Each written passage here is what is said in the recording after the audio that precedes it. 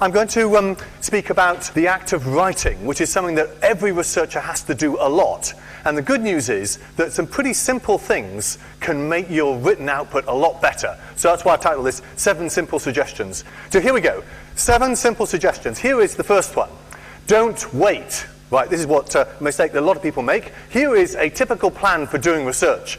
Number 1, have brilliant idea. Number 2, spend months doing good research to back it up. Number 3, write the paper in the last 2 weeks before the deadline for the conference. This is a bad plan, right? Here is a good plan for doing research. First, have an idea. Second, start writing the paper. Third, use the paper as a forcing function to make you do the research that articulates the paper. Okay? You see how different this is? Right? It means you start writing very early. Why is this good? Well, I often find if I've invested months of effort hacking around and writing code and thinking, and then I start to write the paper, then I realize that some of my previous work was misdirected, right? It wasn't directed to a useful goal, certainly not for that paper. And I also discover some key parts of the paper that need more work, right? So you want to use the paper as a forcing function to learn that early. It also gives you a good way to communicate with other people. Research is all about communication, right? Maybe you're the kind of person who likes to work just on their own in a windowless room with no lights, but I like to work with other people. I spend a lot of time at the whiteboard. If you have something written, you have a new mechanism for communicating with them, right? It's very important. It's a mechanism for communicating.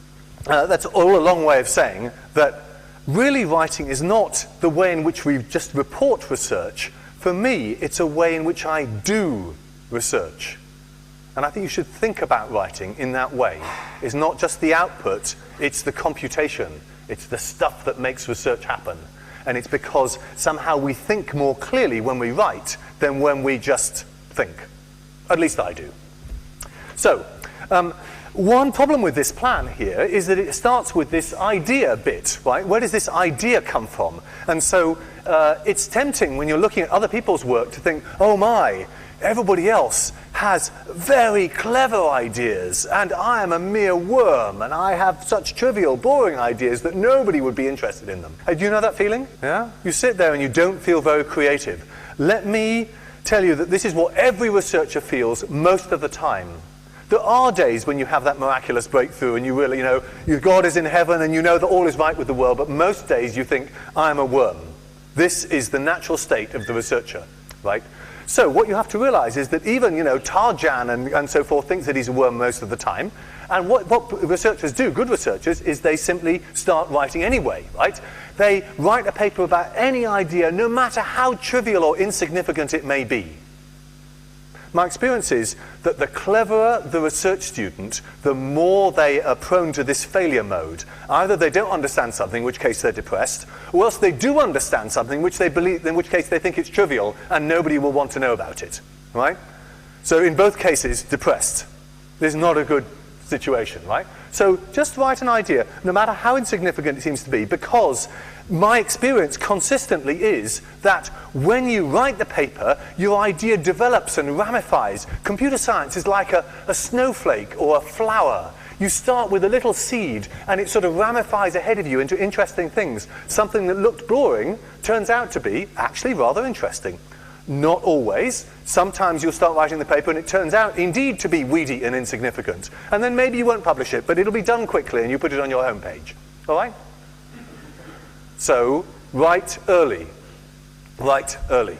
And I really do believe that this second thing is much the most common case. It almost invariably turns out to be more interesting than you thought. All right, number 2. If you're going to have this idea and write about it, you need to be clear what it is. The business of writing a paper is to convey from your brain into the minds of your readers your idea. So think of your paper as like a virus, right? You're trying to infect your readers' minds with your idea, and then it will infect them. Then they'll talk to other people, and it will infect them. So it's like a kind of contagion or plague that is going to sweep the world. And everybody's going to be thinking about your idea because it's so, well, infectious. Right? So my analogy here with Mozart is just that here, hundreds of years after Mozart died, we are listening to people read his papers, or more precisely play his music. We actually go to concert halls to hear his papers because their ideas were so infectious. Don't you think that's amazing? Wouldn't it be remarkable if in 400 years' time people were still reading your papers? It's not all that likely, but I think that's the kind of idea that you'd like to get. The paper is not a mechanism for getting promotion. It's a mechanism for conveying ideas from your head to somebody else's head. If you don't convey them, right, if you don't bother to tell anybody about your ideas, then you might as well not have them. Right? Even if Einstein had sat in a windowless box and not told anybody about relativity, then we wouldn't know about relativity. Right? That means you need to know what your idea is, right? So when you write a paper, in the end, at least by the time you've finished, you must know what is the idea that your paper conveys. It's surprising how hard that can be to determine from people's papers. As a reviewer, if you read somebody's paper, when you've finished, you can say, what idea did that paper convey? If you find that hard to articulate as a reader, then you in your review can say, I really couldn't figure out what the idea of this paper was about. And so then you apply that to your own papers, right? It's actually sometimes quite hard to know exactly what your idea is to begin with, but you must know by the time you've finished. If you find yourself thinking, oh, well, actually 3 ideas in this paper, then what you do? Just write 3 papers, right? Rather than trying to wedge them all in which case each one becomes cryptic and incomprehensible because you try to squidge it into 10 pages, just write 3 papers. That's cool, right? That's not salami slicing. That is taking ideas and expressing them.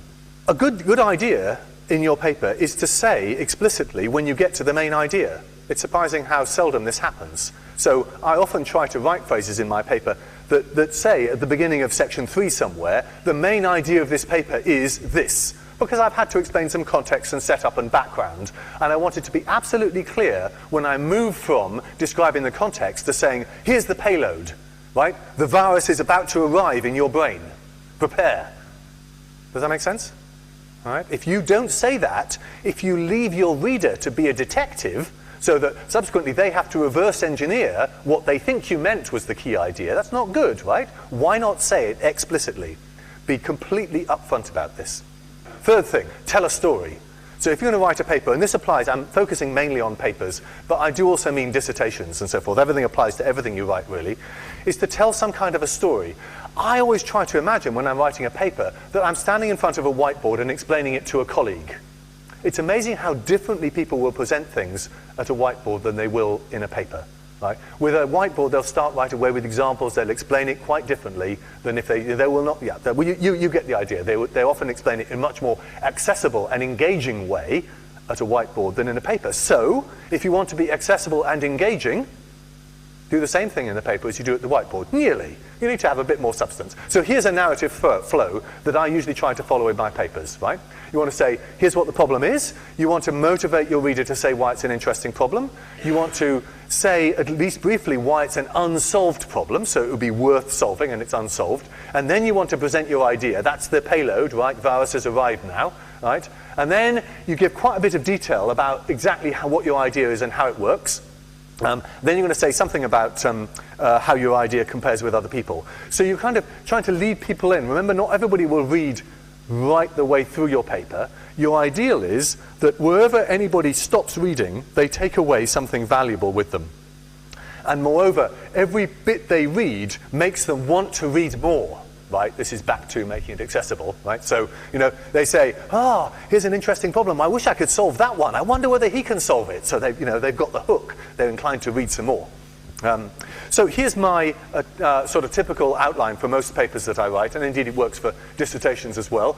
Short abstract, an introduction, then something about the stating what the problem is, then quite a bit of a short piece explaining what the idea is kind of intuitively, and then a longer piece explaining the details behind the idea that sort of fills out the evidence, then something about related work. And I'm going to say a bit more about each of these sections in the following piece, but this is my picture of how the structure of a paper might go. And look at the numbers of readers, right? More people will read your abstract and title than will read all the rest of the paper. So each time you want to give them a hook to continue. Here's what I think your introduction should do. 1 page, describe the problem briefly, and articulate what your contributions are. So here's, by way of example, describing the problem. I would suggest you introduce your problem with an example. So my crude way of doing it is to say, is there any typewriter font on the first page? I'm a programming languages guy, and programming languages people tend to put example programs in typewriter font. So I know if there's typewriter font in a paper, it's probably an example. That's good, right? But in your fields, it may differ. But anyway, start with an example that illustrates your problem. So here's an example of a paper that I wrote some time ago. And the very first thing I did was give a little program and explain a problem with it and explain that somehow my paper was going to fix this problem. Okay? So that's an initial hook. Not a general description of a problem, but something rather specific. That's my suggestion. Then you may want to generalize a little bit, but in stating your problem, I think it's helpful to be not too ambitious. So some people state problems that are like Mount Everest. Here's an example. Computer programs often have bugs. It's very important to eliminate them. Many researchers have tried. It's really very important. Now, what have you learned from this introduction? Right? Do you think, fantastic, this paper is the one I'm going to read because it's going to tell me how to fix bugs? No, you think, here is a general observation that everybody would agree with and that you could, it's like motherhood and apple pie. Nobody could disagree with this. Do you see what I mean? Or another way to say it is, he's posed the problem that thousands of computer scientists have worked on for tens of years, and it is never going to be done anyway, right? So do you see why that is not a useful thing to say? In that introduction part, this is the part which you still have your 100 readers, right? But they're busy falling off. They're dropping like flies, right? Every sentence that goes by, another 10 readers have died. They've sort of fallen off. So you have to kind of use your precious words at the beginning, those gold-plated words at the beginning, to hang on to them.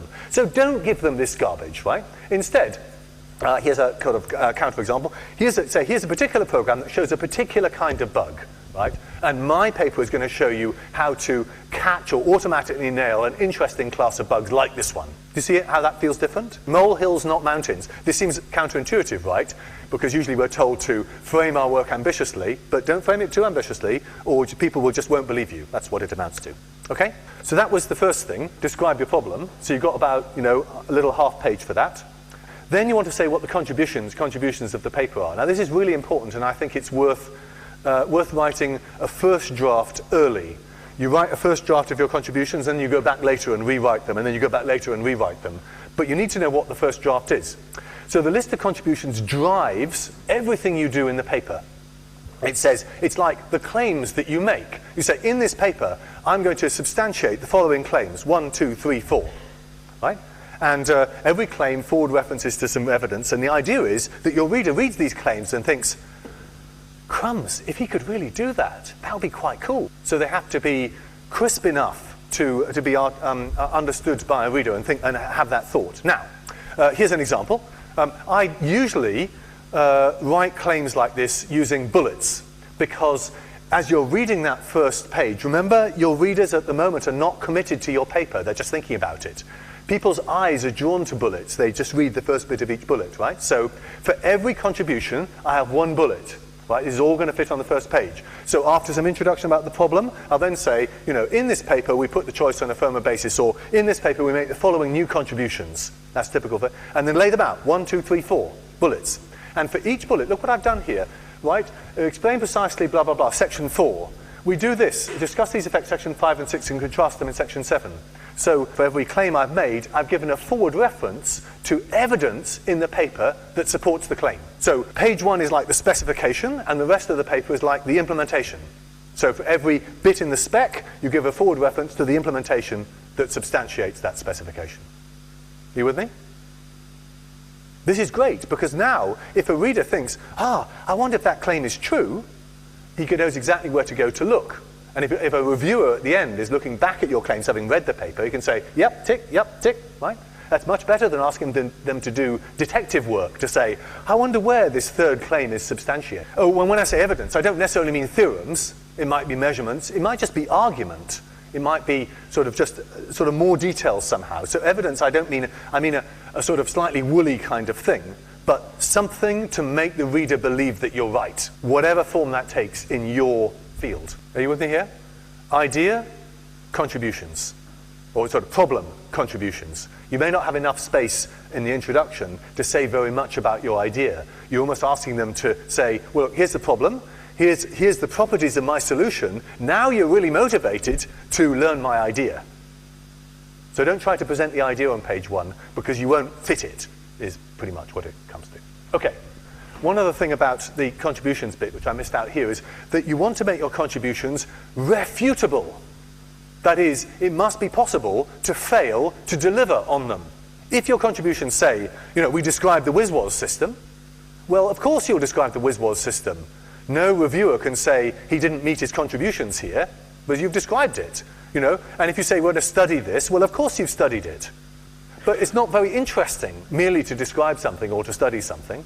You want to make refutable claims, or claims that have some actual content. So think celery, not soggy, overcooked pasta. Crunchy, refutable claims. And I've just given a couple of examples here. Now, last thing about the introduction. How many of you read this paragraph when you read papers? You do. You read it. I've seen it in quite a couple of papers. Oh yes, but do you read it? Do you think, what a great paragraph, I wish I'd written that paragraph. I'm reading every word with care and attention and love. No. You skip it, don't you? Because you're going to read the paper, right? What the dickens is this? This stuff on page 1 is simply a waste of that precious bandwidth you've got with your readers, right? It seems like the right thing to do to give an outline of the paper, but I promise you, nobody reads it. And it's occupying a column inch on your most precious page. Instead, just do what I mentioned earlier and give these forward references, right? If in your stuff here, you've forward referenced all the section, you have done everything you needed. You've simply given a narrative that incidentally forward references the paper, which makes this stuff entirely redundant. So just don't do it. Very strong advice here. Related work. Many papers go like this, don't they? They have introduction, related work. And why not? Everything we do builds on stuff that people have done before. So it seems like the right, scholarly, well-justified thing to do to first of all go through the related work, and then a couple of pages later we're now ready to see the new stuff. That feels sort of kosher. That feels what proper researchers should do. But what actually happens in practice, the related work forms a kind of barrier or sandbar or concrete wall between your reader and your idea. You're going to drag your reader kicking and screaming through 2 pages of stuff that they don't really understand before they can get to your idea. And why don't they really understand it? Well, expert readers will. Right? The people who are really in your micro part of the snowflake will know what you're talking about. But you would hope to bring with you many readers who are perhaps not in your little tiny corner of the world, but are from a broader part of computer science. So if you assume that they already know quite a lot of stuff, you're not going to make much progress. Now, the thing is that you might think, well, okay, so explain it well. But if you explain it well, the related work section drags out longer and longer. So what happens in practice is, because people are eager to get to their idea, they take this related work concrete wall and they kind of squish it until it's the density of lead, right? Because they try to make it short and therefore it's cryptic and incomprehensible. So here's a sort of random example here, and some reader reading this just hasn't a clue what's going on. They've never heard of brown, white, or green. They're really not very interested, right? They want your idea. So it feels good, but actually it doesn't work very well. Another difficulty is that at this stage in the paper, you do not have very much notational scaffolding. You have not built up a set of intuitions and terms and a sort of worldview that enables you to discuss this stuff very easily. Moreover, you haven't introduced your idea, so it's very difficult to do any comparison stuff here too. So my strong advice in papers at least, and I think actually mostly in theses as well, is just to leave it until the end, right? To do this related work stuff right at the end. Now at this point at the end, you have incidentally, as you've gone through, you've referred to related work, but you haven't made a big meal of it. And at the end, you say, now we're going to compare what we've done to other people. And there, you have all the intellectual scaffolding that you've built up all ready to go. Does that make sense? I'm not saying that you should ignore every piece of related work and make it seem as if everything until this section is all your own work. No, no, no. It's like if you were going at a whiteboard, right, with somebody, you would not say, first of all, I'm going to give you a section on related work. You would instead say, here's my example and here's how I tackle it. Oh, and by the way, this bit of the idea came from this guy, but I added this new bit. right? And at that point, you wouldn't go into what this guy did. You just give the credit to him as you go by. Do you see what I mean? So in your paper, as you explain your idea, as if at a whiteboard, you give citations to relevant related work, and perhaps you even say, oh, and we're going to discuss more of that in section 8. So every time the expert reader is reassured that you are not a stupid idiot who has not read the literature, you know all about the literature, it's just that you're going to get there at the end. See what I mean? People disagree about this. Your supervisor may disagree with you about this, but this is what I think. Now, second thing about related work is when you are writing, this bit at the end, right, the section towards the end here, you're then trying to compare your work with other people's, right? Now, a common fallacy, it's seldom articulated explicitly, is this. In order to make my work look good, I have to make other people's work look bad. Right, so you say, well, in this completely crappy work by Fred and Blig, they did this stuff, and it was really no good, and ours is better on every dimension. Right?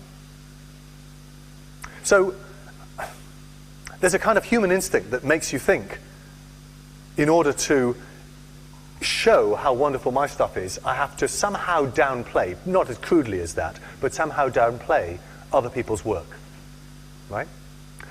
But happily, the truth is that it's not like that at all. Credit is like love. Credit is a commodity that is infinitely divisible. If I have £10 and I give you £5, how much do I have left? £5. If I have love and I give you love, how much love do I have left? Oh, as much as I ever had and maybe more. Right? So there you are, and credit is just like this. You can say very nice things about other people's stuff. Obviously, don't be sycophantic, right? Don't praise them because you think they're going to be your reviewers and you must be nice to them. Praise them because they are good, right?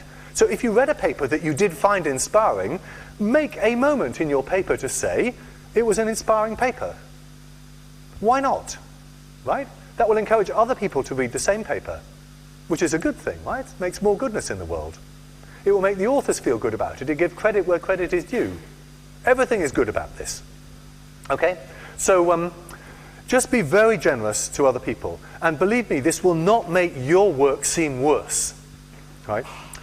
So, of course, there are going to be some ways in which you're going to say, but we improve on their results in the following way. That's fine, because you've been generous to them, and then you said, but in this dimension at least, we're a little bit better. Or maybe way better, who knows? You just give the numbers.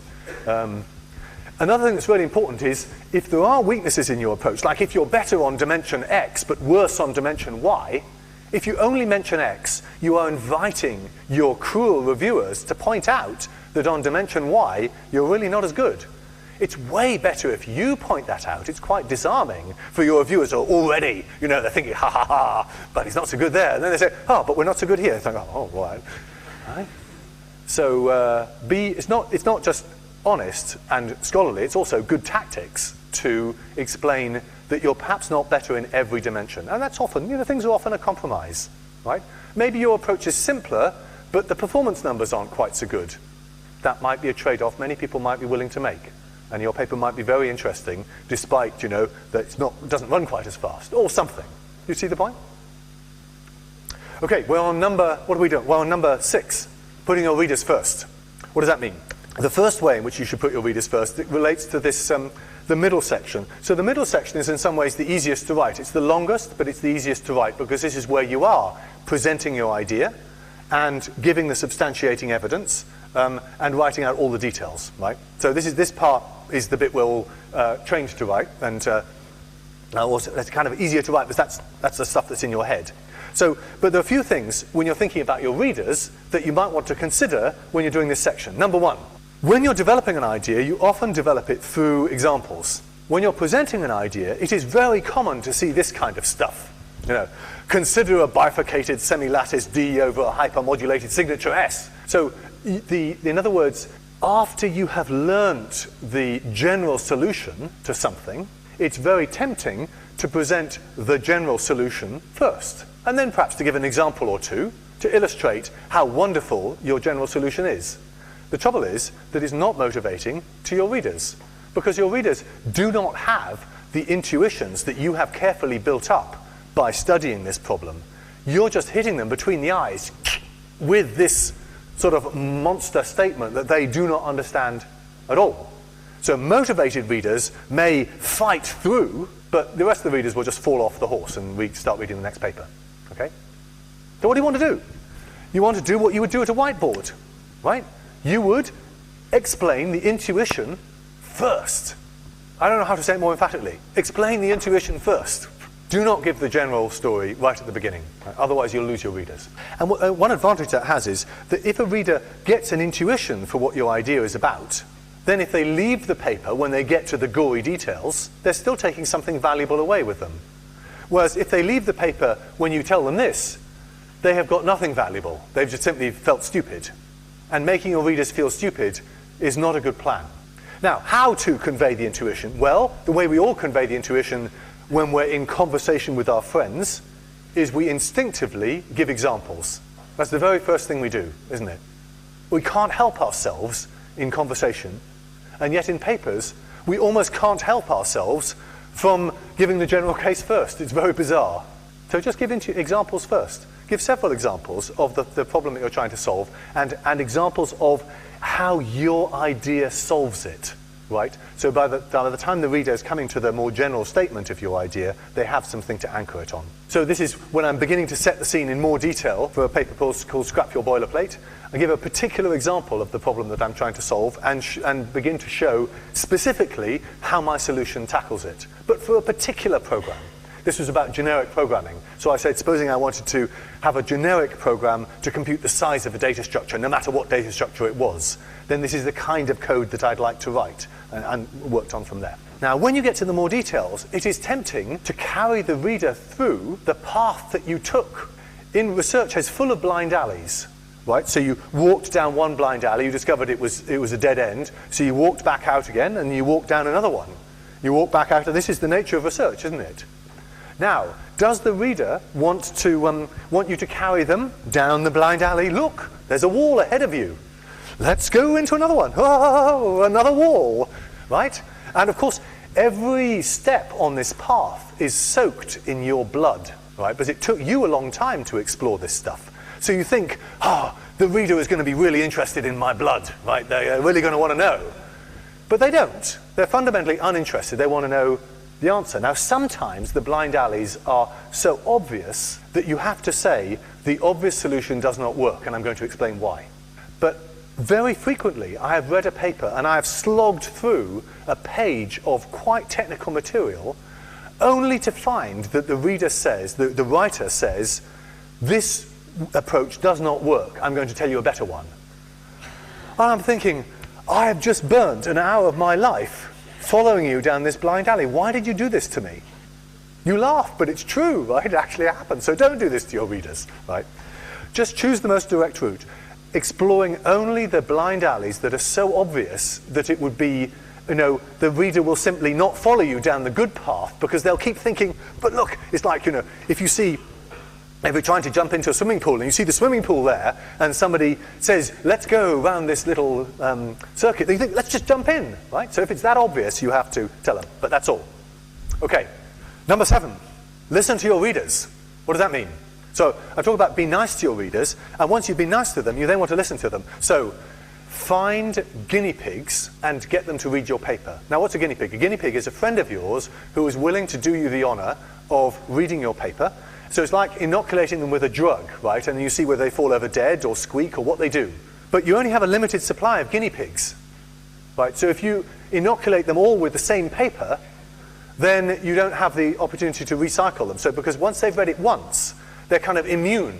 They will never be able to read your paper again for the first time, by definition. So don't use your friends up too quickly. Use them kind of one at a time, or maybe 2 at a time. The other thing is, you need to explain very carefully to them what you want for them. My experience is constantly that if I give a paper to a friend of mine and say, would you be kind enough to read this for me? What they will tell me is, this word is misspelt, there's a comma missing there, the grammar in this sentence is not great. Did I want to know that? When my paper is 99% complete, absolutely yes. But at every previous stage, absolutely no. what I want to know from them is, I got lost in section 3. Do my friends tell me that? You bet they don't. Because they feel stupid, right? They got lost in section 3, so they think, oh, well, Simon's expert friends will all understand that. You know, I'm just an idiot. But that's not true, right? They are your guinea pigs. You are trying to find where they get lost. So you must tell them very carefully and in unmistakable terms, what I want to know is where you got lost, or where you got unmotivated, or where you thought it's not worth carrying on. And then, because they're a friend of yours, and you may be nearby, you can get into the room with them and you say, well, where did you get lost? And they say, it's here. And you can say, well, suppose I explain it like this. You get on the whiteboard, and often 10 minutes later they say, oh, now I understand. Why didn't you say that? And you think, oh, why didn't I say that? So when you're in this dialogue, try to listen to yourself to see how you explained to your friend how to get over that little bump. And then instead of, and then put that explanation in your paper. See what I mean? In other words, don't treat it as being an exercise in you educating them in how stupid they were. Instead, treat it as an exercise in you learning from them what would be a good way to explain it. You see the difference? It's a very big difference in attitude. Now, as well as your friends, you can also try to get help from true experts who are further away. Now, this is harder because they don't have any personal stake in your life. But one way to hook them can be this, right? So you send them a draft. This might be somebody who's in your related work section. You say, I've studied your very interesting paper about X, and I found it very inspiring. It's better if this is true, right? I found it very inspiring, and I've developed, the following idea in some way. And here's a draft of my paper. I wondered if you might be interested. And particularly, I've tried to do a fair job of explaining your work in the related work section. And if you cared to look at it, I would love to hear from you. Something like that, right? And then, if I receive an email like that, I think, oh, they've cited my work. Cool. So I'll look at the related work section, and then before I know it, I'm sort of back in the details. And then I think, oh, I better send them some response, right? So it's even it can be a way to get some feedback, even from the very people who might end up as your reviewers. Don't overdo this, right? If you deluge people in who you don't know in drafts of your paper, they'll just get fed up and they'll treat you as a parasite. But judiciously and in extreme moderation, just maybe again talk to your advisor. It's a very reasonable thing to do, I think. And furthermore, if they're going to shoot down your paper and say it's complete junk, right? It's much better to have them do it before they are your reviewer, which they probably will be. Better hear it now than later. Last thing about getting feedback. You've got to treat every review and bit of feedback from your friends. So from your friends, it's easier. When you get the review from your submission from the journal or from the conference that says your paper is rejected, and by the way, here are some reviews, you will be bleeding because your paper has been cast in the dust, right? Puked upon by these ignorant reviewers. And you read the reviews and you think, they're just stupid. They have no idea, right? They just missed the point. Very occasionally, you'll be absolutely right. Much more frequently, it's more constructive to think, how could I rewrite that section so that not even the stupidest reviewer could have misunderstood it in that way, right? That's a more constructive response. Also bear in mind the fact that your reviewers have given to you a gift that is more precious than gold, namely their time. Every person has a fixed amount of time in their lives, and they have given you 1 hour of their time. They cannot have any way of recovering that hour. They have given it as a gift to you. So don't treat it lightly, right? Be grateful to them, thank them in your, in your comments, and try to take account of what they say. You have to leave it a few days, bleed for a few days, and then go back to those reviews and see what you can do. Great, thanks for being such a good audience.